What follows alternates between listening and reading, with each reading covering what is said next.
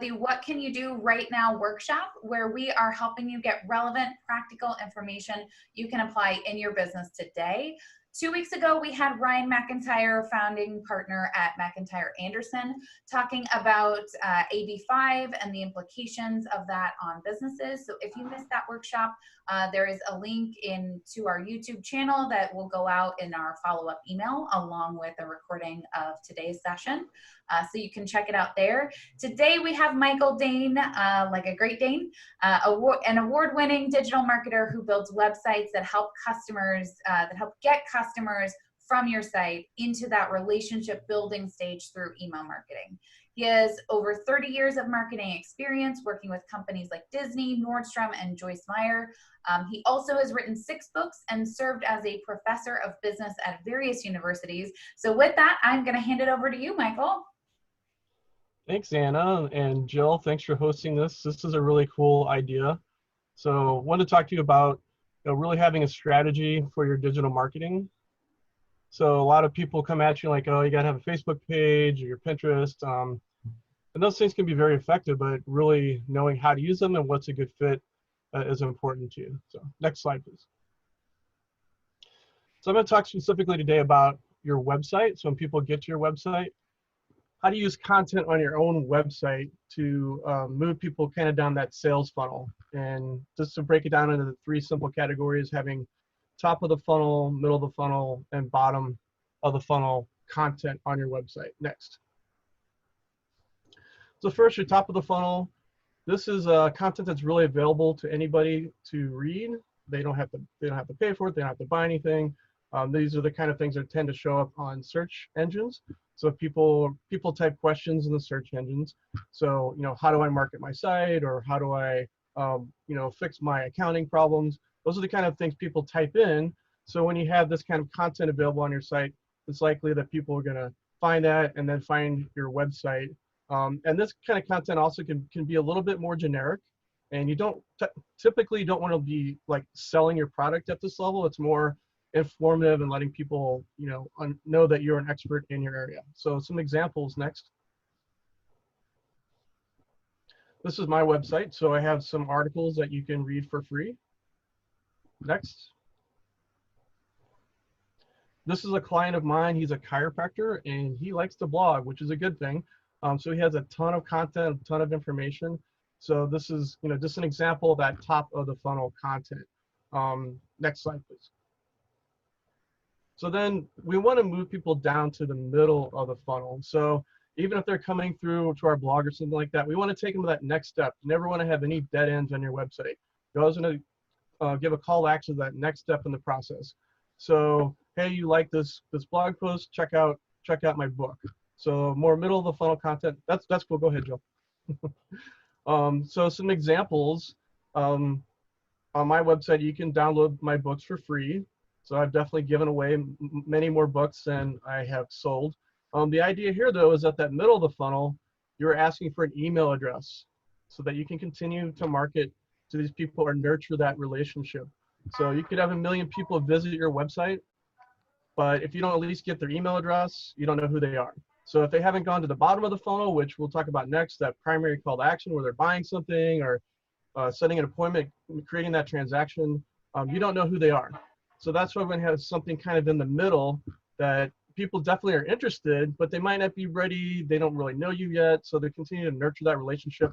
You get that email address. And then I set up follow-up email campaigns for this. So once somebody puts in that email address, we follow up and say, hey, how did you like the books? By the way, I can give you a free consultation. So always moving people to that next step. Next slide, please. So this is another client of mine. He's a home inspector. So this is just on his homepage, get the ultimate home sellers checklist. So talk to him and say, hey, do you have anything people can download? He's like, actually, I have this checklist. I'm like, all right, let's get it up there. And we ask for people's email address. Next slide, please.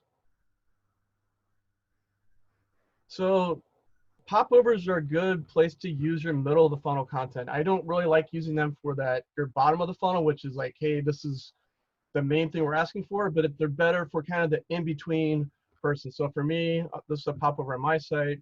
If you're on there for a while, you scroll halfway down, it's going to say, hey, do you want a free website audit? So we can have that first meeting and we can start to talk to each other. Popovers are annoying, but they work. So that's why we use popovers. Nobody really likes them, but they tend to work. Next slide, please. So it's another client of mine, window cleaner. Had him write 7 tips for your windows. He already had a website. I didn't build the site for him, but I was able to put this popover on the site for him using MailChimp and building that automated campaign. Next slide, please. So this is another client. Again, I didn't build his website. He's very happy with the people that are doing his sites, which is great. But again, he has fantastic content, and we could look at the numbers. He gets a lot of traffic to his site based on the articles he's written. He's a tax attorney. So I said, we were able to say, what are the top things people are looking for? What are the top articles? And we took that and turned it into a guide. And he was very concerned about the annoying pop-ups. So the solution for him was it's based on behavior. So if someone is going to show exit behavior, meaning their mouse is going towards the address bar or the back button, it's like, yeah, this person's gone, So let's give them this thing, before you go, be sure to get this free tax guide. So again, a popover in the middle of the funnel, and it's somebody that was probably going to leave, you never hear from again, but this way we're able to get their email address and nurture the lead. Next slide. So ultimately, we want to get to the bottom of the funnel, which is our primary call to action. Next slide. So the question is, what do you want people to do on your website? And you'd be surprised, or maybe you're not surprised. Let's sit down with people like, what do you want people to do on your website? And like, I don't know, good question. And it doesn't matter if it's a new website or they've spent thousands of dollars. They're not clear, going back to that strategy question, ideally, what would somebody do? Next slide, please. That is the most important question. So it's the thesis of your website. Just like when you write a paper, you have a thesis statement, and everything in that paper, it could be 1,000 pages, it's all supporting your thesis. The same with your website. Anything you write, any piece of content, it's all getting people to your main thesis, which means your primary call to action. This is what I want people to do. And it's going to be different for everybody. If it's e-commerce, it's probably buying a product right away. Might be filling out a form, watching a video. And I work for a software as a service company. And my goal as the VP of marketing was to get people to start a trial. I was not selling anything, but that was my goal. Once they started that trial, we had a sales team that followed up with them. But everything we did, every blog post we wrote, every case study, every video was about getting people to try the product. So make sure you understand your primary call to action. Next slide. So for my website, bottom of the funnel, primary call to action is always get a free consultation. So if you look at my site, and my site's extreme, design, you can have different designs, but mine's a little extreme that it's grayscale, because I use that as an example. You need a button that pops off, that even if you can't read this, we can blur out all the words, where you're supposed to click. You're supposed to click on that primary call to action, which is get a free consultation. So that's the bottom of the funnel for me. Next slide. So this is a health clinic, and it's before and after. The before, like, his website was okay, had some good visuals, but it was not clear on the primary call to action. On the right, you could definitely see book an appointment is prominent, because that's what we want people to do when they visit the clinic website. The information, everything is great. If people want to read, they need to read, but it's always to get them to that main call to action. And just for the record, learn more is kind of a weak call to action. You're not really telling people what to do. So just bear that in mind. Next slide. Oh, so this is my my hockey goalie on my over 50 team. So this guy is almost 70. He's had 2 hip replacements, a couple of heart attacks, but he's not bad. I still can't score him, but but he's also an insurance agent, and you can see his website was about 10 years old. We just kind of cleaned it up. It's still simple. I tend to design things simple because I don't want things to kind of get in the way of that being call to action. But, talk to him again, like, what do you want people to do? He's like, well, if they call me and get a quote, that'd probably be the best thing. Like, all right, well, let's make that front and center on your site. Next slide, please. You can also have too many call to actions. Yeah, I see. Sienna's moving away from her screen. Yeah, if you have multiple call to actions, or you have 3 or 4 buttons, you need to control the experience. You need to know this is what I want people to do and really guide people down that path. And also realize anytime there's a link, that is technically a call to action. It's a call to click on that link. Next slide. So again, this is from my website. You know, just in this section, I'm talking about who I've worked with, and there's just one main call to action. Next slide.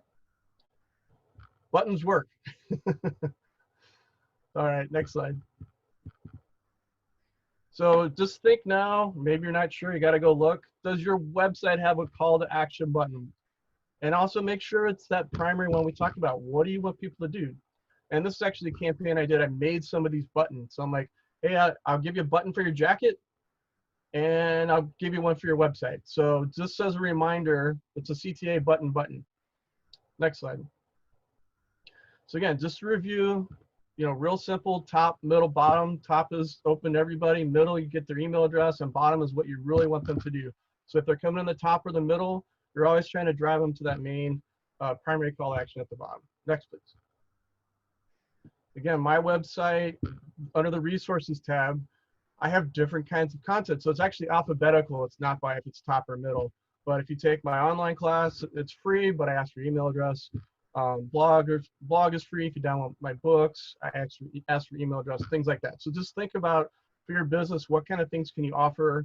Also, just make sure it's something valuable. So I think my books are pretty valuable, but people's email addresses are valuable.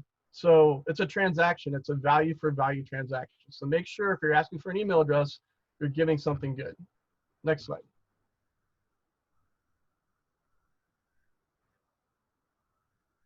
So if you're looking at the screen, there's a funny cartoon. It's really hilarious. All right, next slide. So we're talking about content, but also what kind of content do we use? So we want to target the right people, your right customers, with the right content. Next slide. So I've been in this meeting. Who's our target? Everybody. And I got in trouble for trying to say, well, we probably should focus on maybe business owners. I don't know, but anyway, that's why I work for myself now. Next slide. So having customer personas, like really understanding our target audience, and there's different ways to do this. You could have real, you know, pictures like this. These are stock photos. Some people draw cartoons, but really having a person, even giving them a name, have that in mind for all of your marketing, but in particular the kind of content you're creating. So I actually put this together for a used golf, a person selling used golf equipment. And I was looking all over for research, and I actually found the PGA had like a free 200-page report, marketing report, with all this information about who golfs and all that stuff. So I was like, wow, gold mine. So I put this together. Next slide. Even drilling down to each person, like getting very specific. So the demographics really came from their research, but then was like, well, how do we market to them? How do we attract them, convert them, close them, and delight them? And what kind of content will we have at each level of that customer journey?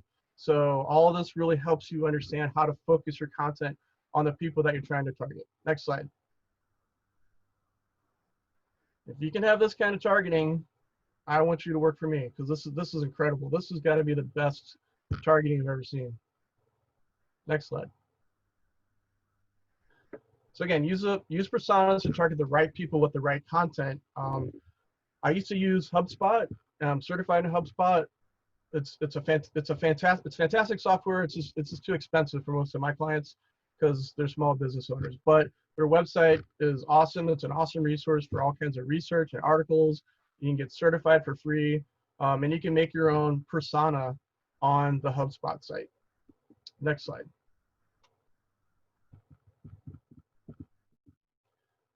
So just a quick plug for websites, because we're talking about websites. Next slide, please. Does everybody need one?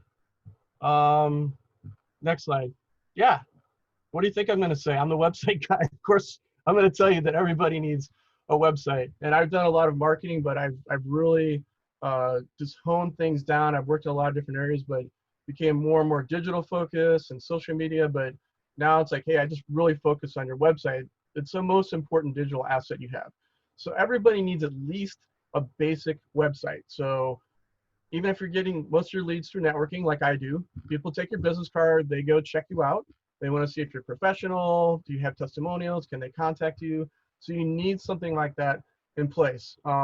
But then there's also that next level, which is more some of the things we talked about today. Creating all that content is an investment, and it's time consuming, but it can also pay off if you really stick with it. So that's a way to say, hey, I'm doing networking and things. I have other channels. I'm getting leads, but I really need to use my website to find people I don't know, find people searching online. So that's where we kind of kick it up a notch and really kind of supercharge your website to get leads from your website. So everybody should have a basic website.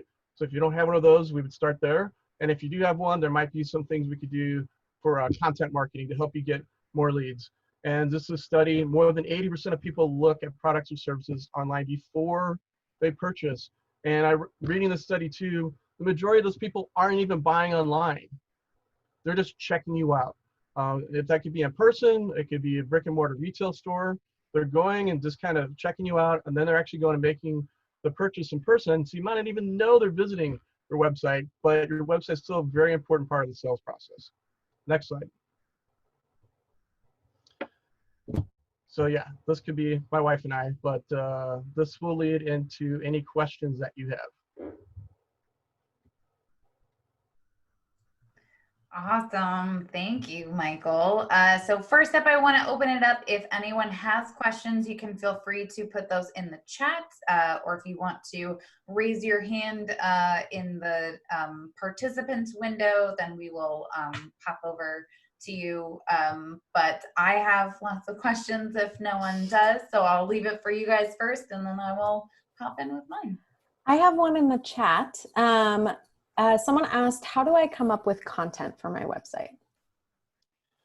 Good question. It's not as hard as you would think, because usually people say, well, I don't have a guide, and I just, whatever their business is, I'm like, 10 tips for, insert your business here, 10 tips for accounting, 10 tips for buying a home, 10, and even like with the home inspector, I said the same to him. He's like, oh, I got one of those. So the window cleaner too, he was like, I don't know how I'm gonna do this. I'm like, well, what's 7 tips for cleaning windows? Like, oh yeah, I could do that. So just do what you know, and there's probably, I'd say definitely you want that guide. I mean, if you know enough, you can continue to blog on a regular basis. That's great too, but at least you want to have that one centerpiece content you can offer to people. Great question, whoever asked that. Awesome. Well, I'm gonna tack on to that question. Is there a specific type of content that you find works better for certain industries? That's a good question. I mean, I mostly work in more like small business, so I'm probably a little bit skewed because in that arena, I do feel like guides and reports and kind of doing research is very helpful, because a lot of people are looking for that, or they're trying to choose a vendor, or their boss said, hey, do some research. So having that kind of thing available is very valuable. But yeah, I mean, depending on the industry, if it was diverging from that, I probably want to talk to the client and say, well, how do you feel like people are getting information about your product? And I've had some people say, the people in my field aren't going to do that. So, they don't do research. They just go on and they buy stuff. So for them, it's like, this might not be the best strategy for you. But for a lot of people, like small business owners, or if they're targeting business owners, it's a good strategy. Awesome. I have another question in the chat. This one's from Caitlin, and she asked, how do we know when it is top of funnel versus middle? And when a follow-up question, when can we ask for an email address? And I think you kind of answered that second part a little bit, but. Yeah, so, I mean, middle just means you're asking for their email address. So that's really, some people call it gating content, putting it behind, you've got to give us something to be able to see this, whether it's your email address or you're paying for it. So that's gating content. And it really comes down to providing something good. And if you're offering that and you're seeing like nobody's really taking you up on it, maybe you need to try something else. And you can do that. Like on my website, there's different things that people try, and really what's taking off is my online class. I'm seeing a lot more people signing up for that, and people I've never heard of. Like I've been trying to figure out how they're finding the site.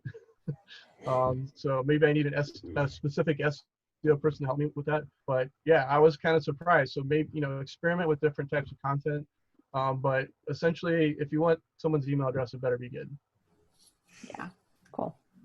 I'm curious, how much should a website cost, and how much should like a website revamp cost? So like from scratch, and then like versus like an update or an upgrade or something.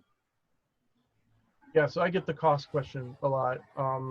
That's part of why I put my prices online, so you can actually go on my website and see what are the prices and what you get for that. So mine start at $99. So that could be someone that I just need a one-page website. It's $99 a month, but I see a one-page website. I just see my presence there, and then it goes up to $299. So as the business grows, and as I said, like, kind of go from that basic website to that professional lead generating website, start adding things in there. So the price goes up a little bit each month, but it's hard too, I think, for what I found with my clients, potential clients, like even if they're interested, they don't want to waste my time. It's almost like I'm a lawyer. Are you going to talk to me for free?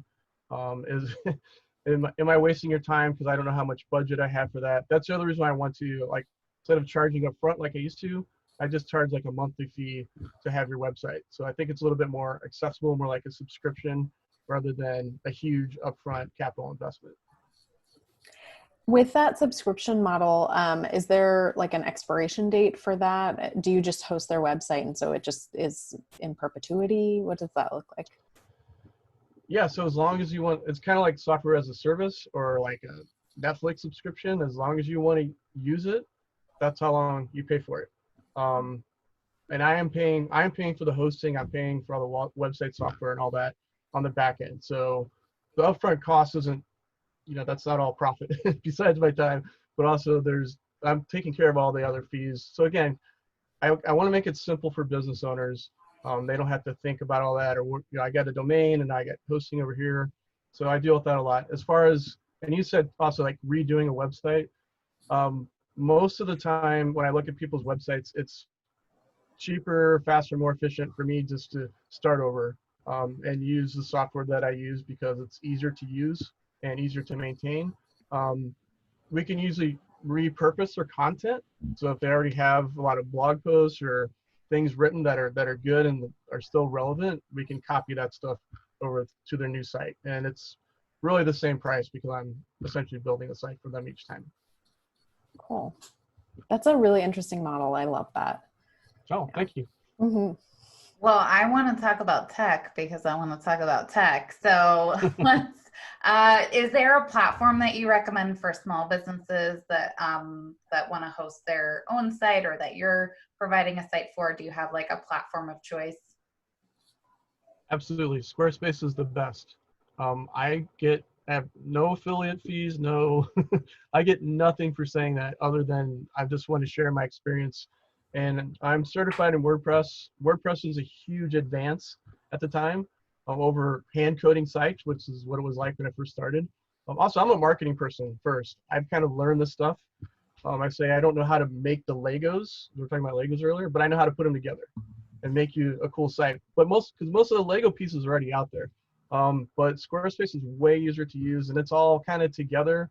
The software to build the site, you can get your domain with them, then the hosting's built in. WordPress, you gotta like add plugins and stuff, and who knows where they're coming from, some guy in his basement, and then he stops working on it, gets a virus. It's a pain. So that's why I have people that have WordPress sites. I say, hey, if I'm gonna take it over, I'm gonna put it on Squarespace. And if you really want to keep WordPress, then I'll refer them to somebody else at this point because it's such a hassle to work with that stuff these days. So yeah, Squarespace for sure. And I will say MailChimp I use for email because it's really easy to use too. It's pretty budget friendly. There's even a free tier when you start. It works with everything. It works with Squarespace. And I've used so many different website and email platforms. Those are the two I recommend today. Whether you're using me or if you're doing it yourself, those are the easiest to use. Love it. I'm all about the easiest to use.